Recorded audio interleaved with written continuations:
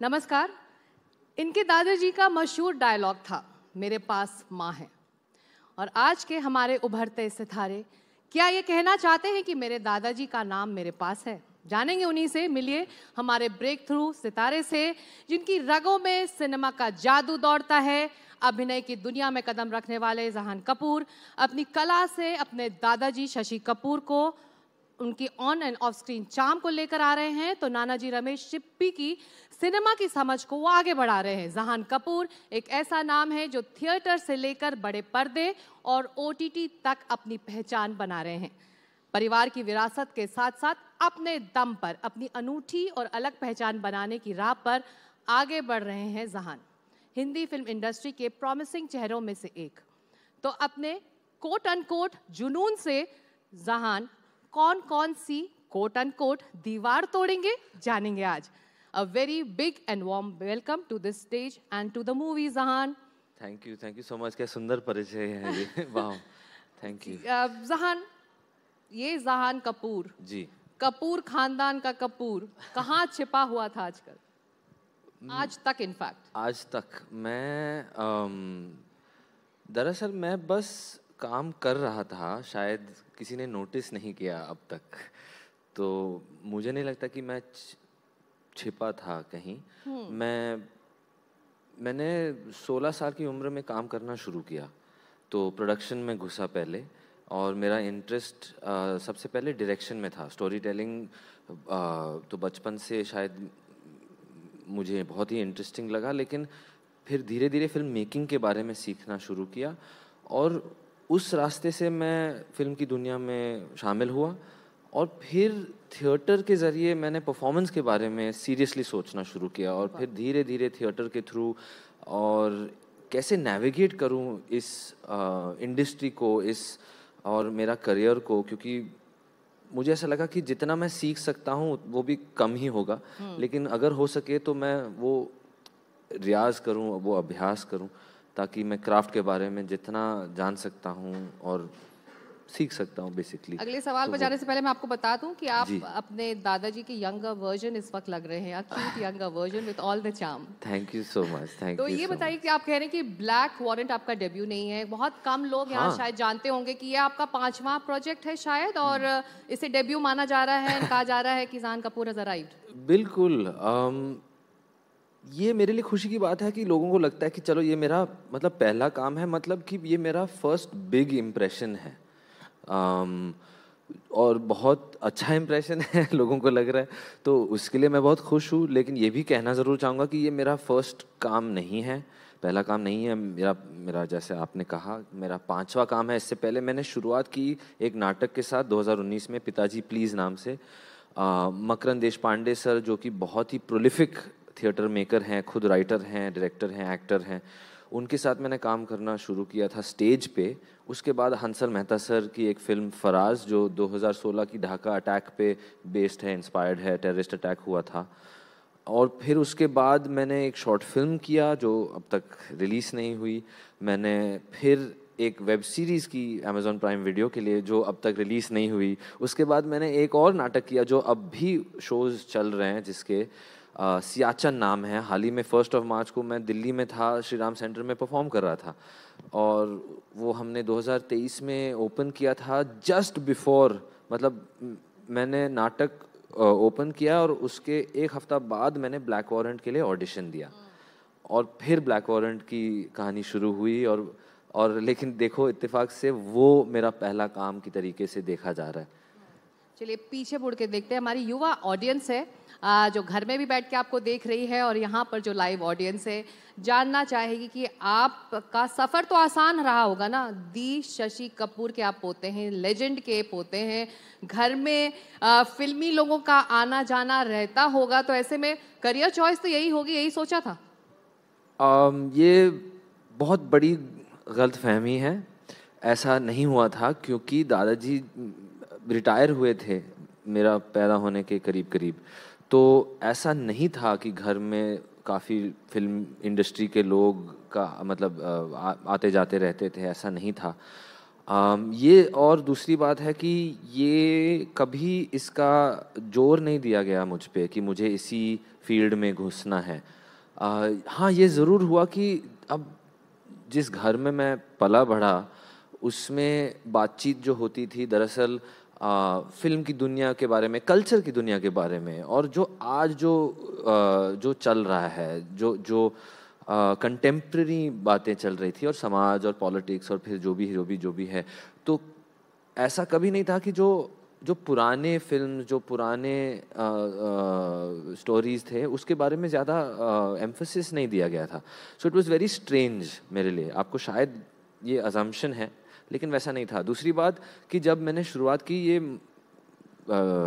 Mummy papa की वजह से है कि उन्होंने ये हमेशा से बताया कि ये फील्ड वाकई बहुत मुश्किल है, जो भी हो जैसे भी हो मेहनत बहुत करनी पड़ेगी, और शायद हाँ एक दरवाज़ा खुल सकता है नाम की वजह से, लेकिन फिर अंदर तो तुम्हें खुद जाना पड़ेगा, तुम्हें अपने पैरों पे खड़ा होना पड़ेगा। आप बहुत हम्बल हो रहे हैं। आप इतनी सारी फिल्में शशि कपूर जी ने अमिताभ बच्चन के जी। साथ की, आना जाना अमिताभ बच्चन का भी लगा रहता होगा, बाकी उस दौर के बड़े स्टार्स भी आते जाते होंगे मिलते जुलते, तो वो एक्सपोजर था? नहीं, यही तो मैं बता रहा हूँ, वो समय मेरा पैदा होने से पहले का समय है, तो मैंने वो नहीं देखा। मेरे लिए ये बस मेरे दादाजी थे। मैं उनके साथ, मतलब मेरा झगड़ा होता था उनके साथ, क्योंकि वो टीवी देखते थे और मैं स्कूल से वापस आता था और मुझे टीवी देखना होता था, मुझे कार्टून्स देखने होते थे, और वो परेशान होते थे क्योंकि उनको क्रिकेट देखना होता था या उनकी अपनी कोई सीरियल जो वो देखना पसंद करते थे। तो वो एक हिसाब से अपने आप को अलग किए थे इंडस्ट्री से उस वक्त। तो मेरे लिए, और पापा भी एकदम फिल्म इंडस्ट्री में काम नहीं कर रहे थे, वो एडवर्टाइजिंग की इंडस्ट्री में काम कर रहे थे। मम्मी फोटोग्राफर है, तो वो ज़रूर, तो आर्टिस्ट की दुनिया में मैं पला बड़ा, लेकिन वो नहीं था, तो मेरे लिए वो थोड़ा दूर था, तो मुझे सीखना पड़ा एज अ यंग अडल्ट। पर फिल्में शशि कपूर जी की भी देखी होंगी जब आप बड़े हो रहे थे, और अभी भी आप कौन सी फिल्म है जो आप बार बार देखते हैं उनकी, या फिर जो आपको इंस्पायर करती रही? बार बार तो मैंने ऐसी कोई फिल्म नहीं है जो मैंने बार बार ऐसी देखी है।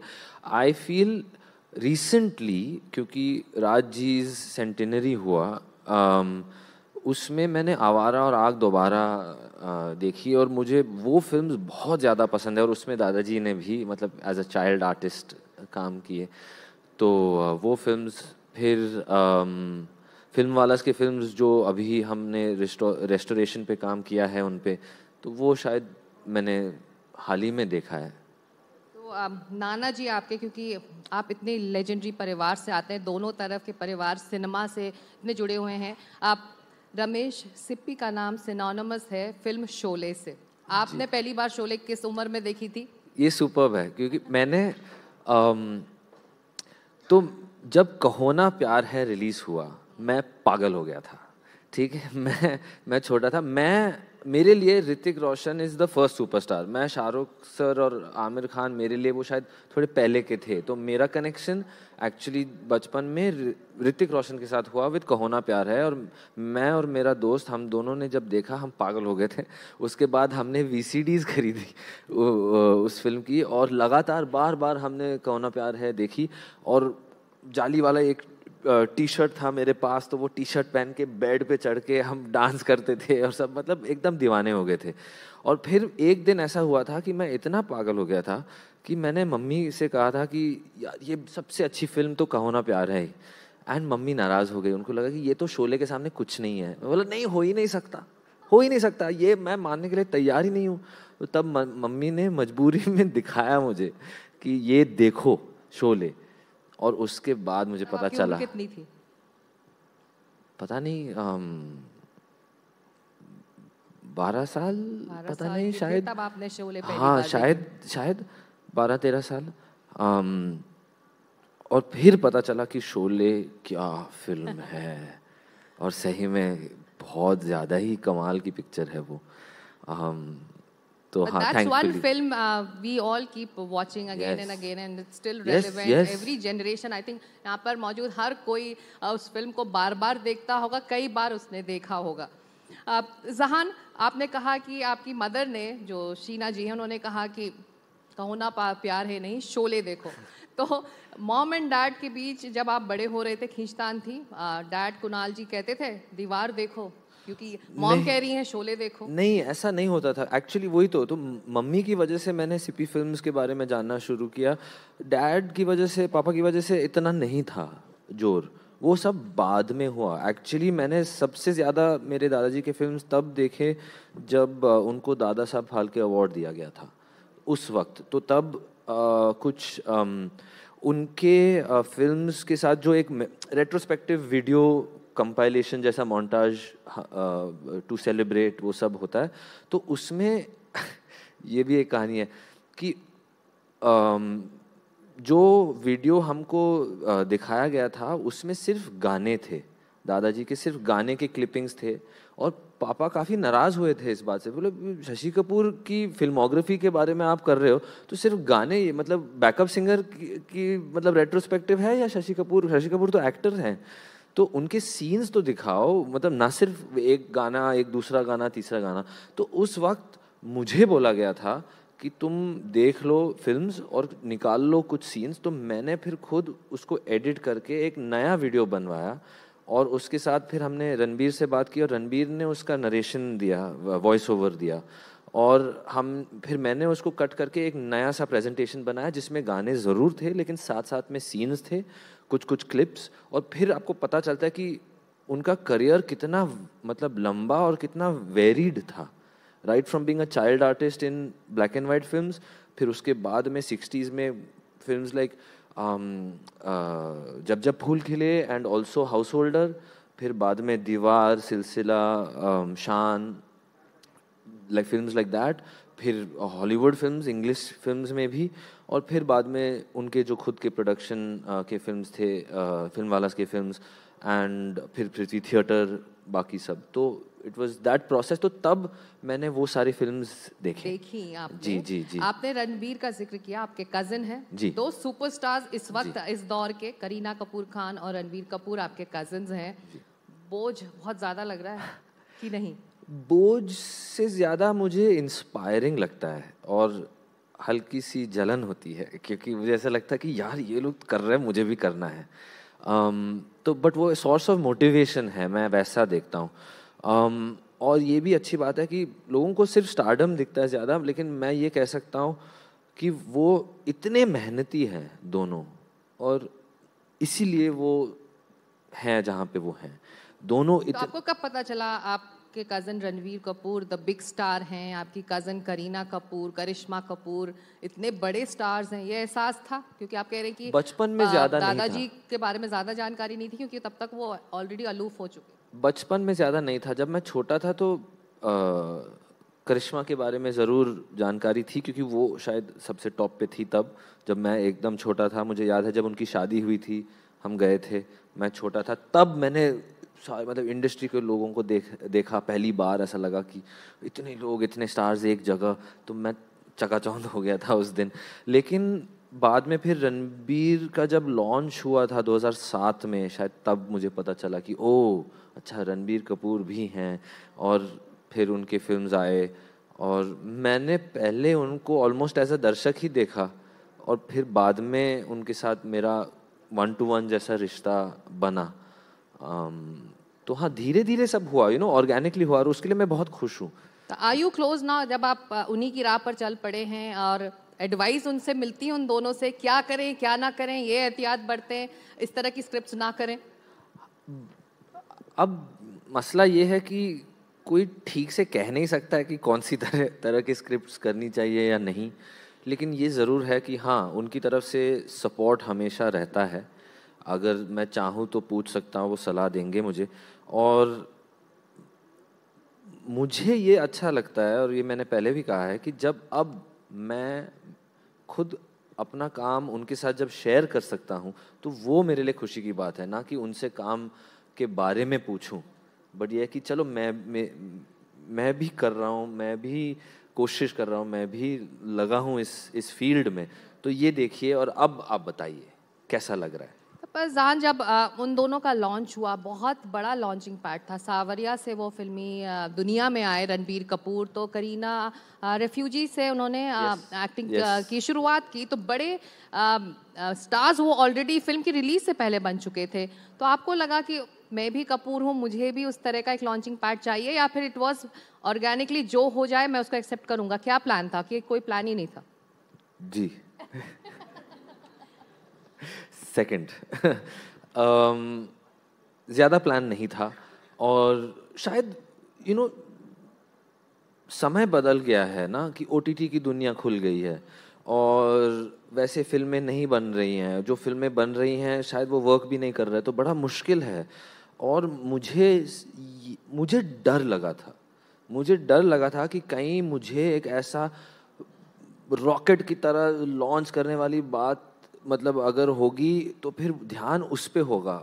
मेरा ध्यान मेरे लिए ज़रूरी था कि किरदार और कहानी पे हो, मैं उस कहानी और किरदार की सेवा करूं, और फिर वैसे अगर मेरा काम से मुझे नोटिस किया जाएगा तो शायद फिर बात बनेगी और शायद मैं टिका रहूँगा। नहीं तो क्या होगा कि आप सिक्का उछाल रहे हो, और अगर आया तो वेरी गुड, नहीं आया तो फिर क्या, फिर सीधा बोलेगा इतना पैसा लगाया इसके पीछे, अब ये बर्बाद है, क्या फ़ायदा, फिर पता नहीं, फिर वो लॉबिंग वाली बात होती है, फिर आपको ये सब करना पड़ता है। तो आई थिंक ये शुक्र है कि झंझटों से बेटर है कि चुपचाप काम करो। और मेरे लिए तो ये बेटर है, क्योंकि मुझे लगा कि ये मेरी ईमानदारी के साथ साथ वाला रास्ता है, तो ये ठीक है मेरे लिए। किसी और के लिए अलग होगा, हर मतलब अपने अपना हिसाब होता है, मतलब अपनी अपनी एक परिस्थिति होती है। मेरे लिए ये सही था, मेरे लिए थिएटर सही था, मेरे लिए वो ये रास्ता, मेहनत का रास्ता सही था।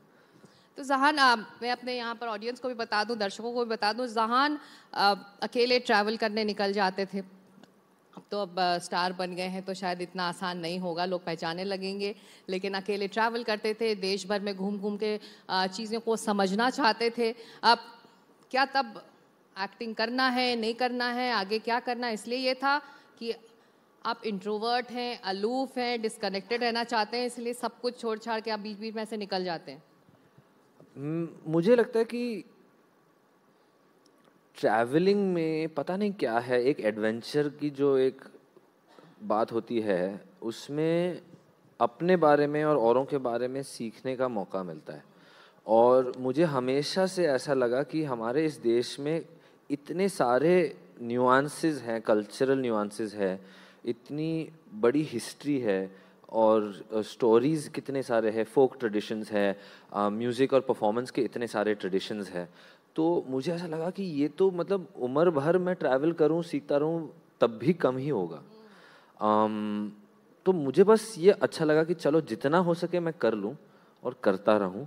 और मुझे But basically it was a process of learning it was a for process your acting. That's what and you're saying? it is a process of learning for story. I think जो हम करते हैं, मुझे जो ऐसा मुझे अच्छा लगता है जब हम इस माध्यम के थ्रू एक दूसरे से कनेक्ट कर पाते हैं, कहानी और कला के थ्रू हम कनेक्ट कर पाते हैं, हम एक दूसरे को समझने की कोशिश करते हैं, हम अपनी ज़िंदगी को समझने की कोशिश करते हैं, और ऐसा हम ये सवाल पूछते हैं कि यार जो मेरे भीतर चल रहा है, जो मेरे साथ हो रहा है, वो क्या किसी और के साथ हो रहा है?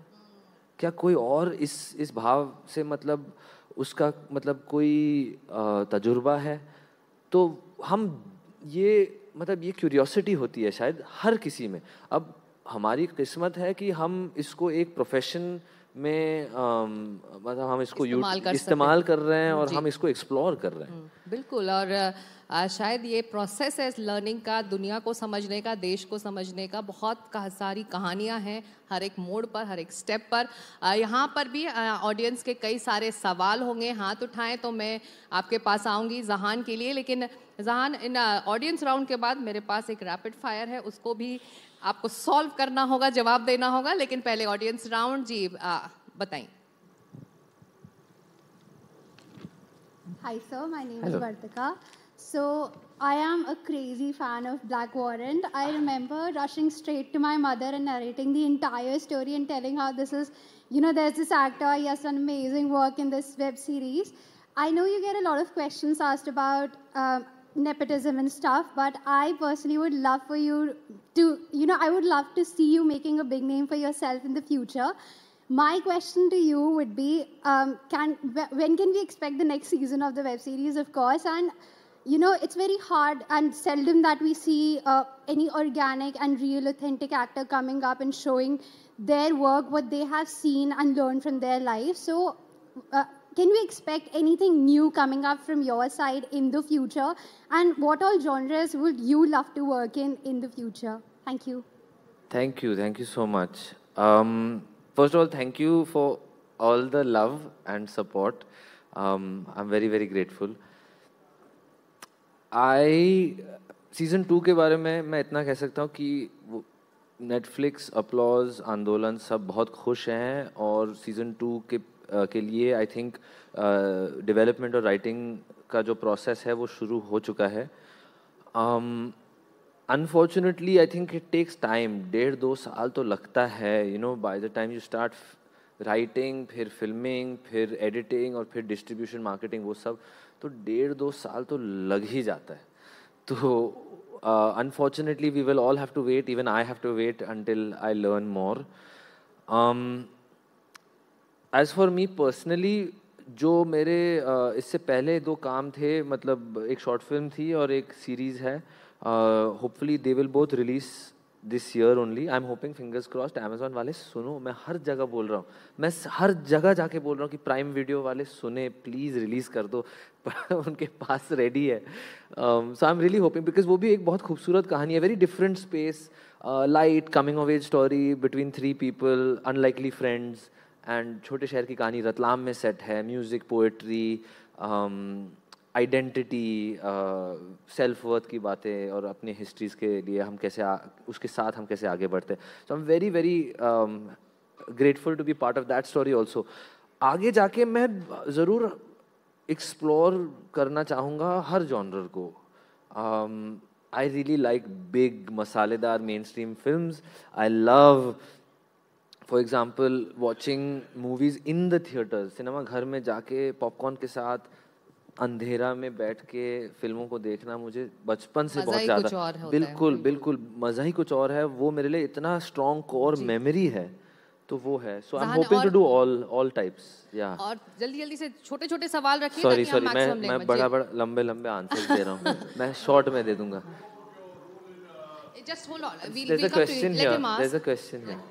Hello sir, my name is Mayank and my question today to you is that as we've seen after Black Warrant, you're so good in character roles. So in future, will you be more inclined toward character roles, or are you going to be trying commercial roles also? Because such a grand success of Black Warrant, we've all seen. So you were brilliant in it. So are you more inclined toward character roles ki ye to main kar hi lunga, so let's do this better? Both. I really want to do both. मुझे सब काम करना है. मैं बहुत लालची हूँ. जी, पूछिए. Okay, बोलिए. John, I want to know about your role in. Thanks. I am Major Mohammad Ali Shah, and John is an old friend. So, John, I would like you to tell the audience about your preparation when you were doing Siachen, the play at Prithvi. In fact, you grew up at a theatre. You were born at a theatre. You grew up at a theatre, and I would like all the audience, because I know personally the extensive research you and Anirudh Raval, you guys did for Siachen. We would like everyone to know that. Thank you. मेरे लिए my process is, I think there's twofold. One is, पहले आप जितना हो सके research करो दुनिया के बारे में, स्टोरी के बारे में, किरदार के बारे में, आप अपने इमेजिनेशन को फीड करो. So reading books. I am so happy to be alive and working in the time of the internet, क्योंकि मैंने इतनी चीज़ें यूट्यूब पे सीखी है. It's unbelievable. कितने सारे वीडियोस है, कितना इन्फॉर्मेशन अवेलेबल है. अब हमारे ऊपर है कि हम उसको ढूंढ निकालें और उससे सीखे कुछ. Second is serving the script. तो स्क्रिप्ट में जो जैसा किरदार लिखा गया है, कहानी जैसी है, उसको फॉलो करना, उसको समझना, डायरेक्टर के साथ वो तालमेल बनाना, एंड देन टू अंडरस्टैंड कि हम बात को आगे कैसे पेश कर रहे हैं. And so both are required. One is, and then to do the research, so it's like below the iceberg, जो दिखता नहीं है. And then when you're there performing, it's jumping off and trusting the scene, trusting your co-actor, trusting your director. जी, आप आखिरी सवाल. जी, आप mic इनको दे दें please.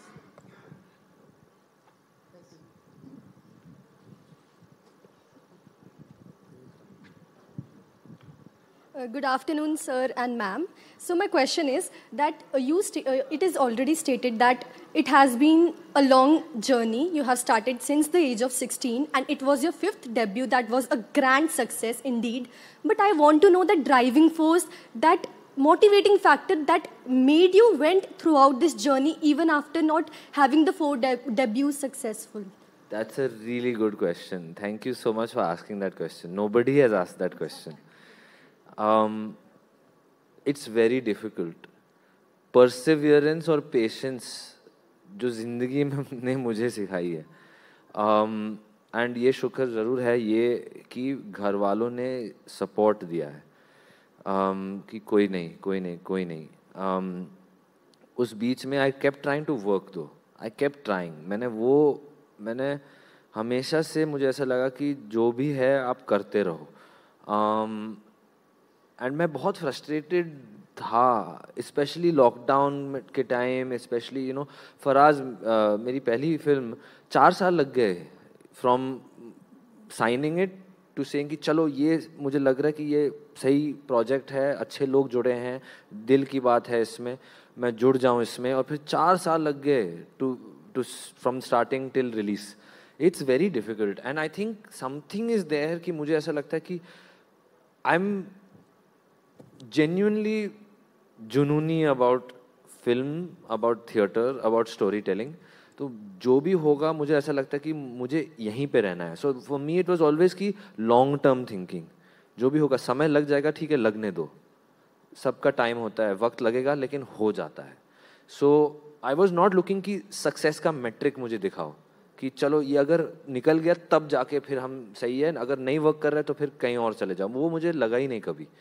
So I think that वो उसकी एक जो क्लैरिटी होती है वो शायद ज़रूरी है, और मुझ में शायद वो क्लैरिटी थी. जी, एक आखिरी सवाल हमारे गेस्ट भी हैं. जी आप पूछना चाहते हैं जहान आपसे सवाल? I'll keep this very short. Hi Zahan. Hello. I have a question for you because as a theatre wala, you're not just an actor, you're also a curator. As a film wala, you're currently just an actor. But if you had to be a curator, what is the one film that you'd like to see today? Not as an actor, but that if you were making or selecting, what's the one film you'd like to see in the country today? An imagined story? मतलब you're saying कि कुछ भी हो सकता है? I think I'm very interested in mythology.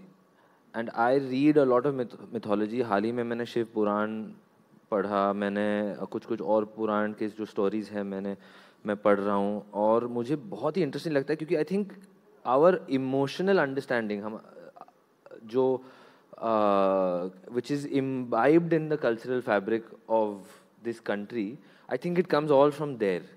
So I would love to see a lot more of those stories be adapted and be told, I think. So I'm very, very interested in that world. Yeah, that's the phase also we are going through on all OTT, TV and also film platforms, you know, making it relevant. और हम आखिरी पड़ाव में हैं और हम आपको जाने नहीं देंगे क्योंकि रैपिड फायर तैयार किया गया आपके लिए. तो क्योंकि रैपिड फायर है तो रैपिड आंसर्स भी एक्सपेक्टेड है जान. टाइम नहीं देंगे हम बिल्कुल जहान को 1 सेकंड में जवाब देना होगा. No I am joking. चलिए, फिल्म्स या थिएटर? बोथ नहीं हो सकता. नहीं, दोनों करूंगा, करके दिखाऊंगा. ऑफ बीट मीनिंगफुल फिल्म्स या Mumbai masala films with songs and dishoom? Songs and dishoom की पहुंच सुपर्ब है. होपफुली मैंने ये तो किया है, अब वो करना है. बिग सिनेमा स्क्रीन और OTT platform at home? Big cinema screen, always. पर ब्लैक वारंट उसी में आई. ब्लैक वारंट OTT पे है ज़रूर, लेकिन जैसे मैंने कहा था कि मेरा बचपन में मतलब सिनेमा घर का जो उसका एक इम्पैक्ट रहा है वो मेरे लिए बहुत स्पेशल है. You want the big screen. बिल्कुल. कपूर खानदान की विरासत को संभालना या फिर अपना रास्ता खुद तय करना? अपना रास्ता खुद तय करना. जुनून या शक्ति? ये दोनों फिल्में हैं. शक्ति कैरेक्टर वाइज इट्स बहुत उम्दा है. Dad won't be happy. No, he'll be okay. मुझे लगता है शक्ति में क्या दोनों Mom will be happy. Mom will be happy जरूर. अच्छा, रणवीर कपूर की रॉकस्टार या करीना कपूर की Jab We Met? Rockstar. I am a Rockstar fan. मैंने रॉकस्टार फर्स्ट शो देखा, फिर शाम को वापस देखा। सही में, मजाक नहीं कर रहा। रिपीट पर, हाँ रिपीट। अगर आप अपने परिवार के लोगों के साथ स्क्रीन स्पेस शेयर करना चाहेंगे तो वो कौन होगा, शशि कपूर जी या राज कपूर जी? राज साहब। Can we know the reason? Because I think he was a complete entertainer, showman, filmmaker, passionate storyteller. मुझे पता है, like इतने obsessed थे, and I really am most inspired, I think, from राज साहब। एक कहानी है, मुझे पता है कि कहीं तो एक बार स्टूडियो फ्लोर में आग लगी थी, बहुत पहले शूटिंग चल रही थी, और फायर एक्सटिंग्विशर निकाल के उन्होंने आग बुझाने में लगे थे, और फिर वो एक्सटिंग्विशर की जो धुआं है, उसका धुआं, उसको देख के वो उसमें मतलब चले गए और उनसे इंस्पायर हो गए, क्योंकि उनको पता चला कि हाँ यही तो धुआं मुझे चाहिए मेरे मतलब एक सीन में, एक ड्रीम सीक्वेंस है।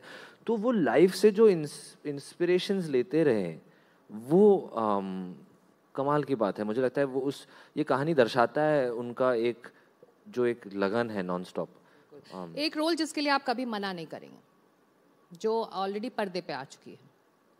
हाँ, कैसे मतलब? अगर वो फिर से बनी तो? ओह वैसे नहीं, मुझे रीमेक्स में ज़्यादा इंटरेस्ट नहीं है। जो फिर कंपैरिजन ही होता है, वैसे भी कंपैरिजन हो रहा है, सब लोग कर रहे हैं कंपैरिजन, और उसमें मैं और करूं? नहीं, वो नहीं, वो आप उस राह नहीं जाएंगे। नहीं। तो फिर एक कपूर या सिप्पी फिल्म जिसे आप रिक्रिएट करना चाहेंगे अपने तरीके से, वो भी नहीं? वो ठीक है, जहाँ है मुझे खुद बनाना है नया। चलिए, एक शब्द जो आपको डिस्क्राइब करता हो। क्यूरियस। वाह। और आखिरी में एक सवाल जो हम अपने सारे मेहमानों से पूछ रहे हैं, जान, आपकी जिंदगी का मैंने करके दिखाया मोमेंट क्या था, यानी वो moment when you realise that you have arrived और दैट डिफाइंड यू। अराइव्ड तो मुझे खुद ऐसा कुछ नहीं लगता है। I'll tell you 2 moments। पहली बार जब मैं फिल्म सेट पे काम कर रहा था as an AD, film set पे, उससे पहले 16 साल की उम्र में मैंने कुछ प्री प्रोडक्शन में काम किया था, लेकिन 17 साल की उम्र में मैंने जब सेट पे शूट चल रहा था पहली बार मैं, और नाइट शूट था, और सुबह के 3 बजे थे, एंड मेरे पास एक पर्पस था, उस मकसद था मेरे पास, क्योंकि मेरा छोटा सा काम था। मेरा काम था कि एक्टर को अपने वैनिटी वैन से सेट तक पहुंचाना और ये चेक करना कि मेकअप, कॉस्ट्यूम, वार्डरोब सब रेडी हो चुका है। और उस वक्त मैं उस दुनिया में मेरा काम था, मेरा एक पर्पस था, और मैं जुड़ा था। और मुझे याद है कि मैंने 3 बजे रात को पापा को फ़ोन किया, घबरा के वो उठे, बोला क्या हुआ? मैंने बोला बस नहीं, कुछ नहीं, ये है, ये जहाँ मैं अब इस वक्त हूँ इस दुनिया में, ये एक प्लेग्राउंड है, ये काल्पनिक मतलब कल्पना की दुनिया है, यहाँ लोग सब जुड़े हैं एक मकसद के साथ, कुछ बनाने के लिए जो खुद से बड़ा है। ये खुशी है मेरे लिए और मुझे यहीं रहना है। ये मेरा एक फिल्म दुनिया के बारे में। और दूसरी बात यह है कि जब मैं लंदन में, एक समय था जब मैं थिएटर और ड्रामा की पढ़ाई कर रहा था कुछ महीनों के लिए, और तब कोर्स कर रहा था, कमाल का नेशनल यूथ थिएटर का कोर्स था। और मुझे याद है कि मैं जब सुबह से 9 बजे शाम के 6 साढ़े 6 बजे तक हमारा कोर्स चलता था, और मैं जब लौटता था शाम को मुझे दुख होता था, क्योंकि मुझे सिर्फ अगली सुबह का जो इंतज़ार था, मुझे पता था कि यार मैं बस इंतज़ार कर रहा हूँ कि सुबह हो जाए और मैं वापस रिहर्सल रूम में घुस जाऊं, वापस सबके साथ रहूं और वापस उसी जगह अपनी क्रिएटिविटी के साथ एक्सप्लोर कर सकूं। तो ये moments, and may be it answers that question also that you asked, कि वो जो खुशी है प्रोसेस की, कि रिजल्ट जो भी होगा, बट मुझे रिहर्सल रूम में और फिल्म सेट पे जो खुशी मिलती है वो एंकर है। चलिए जहान, आप माने ना माने, but you have arrived at the movies and warm welcome. The audience, your fans, they are going to wait for your next venture. बहुत शुक्रिया, आपने NDTV युवा के लिए वक्त निकाला है। Thank you so much. हमारे उभरते युवा के लिए 1 big round of applause. Thank you so much, Zahan. Thank you so much.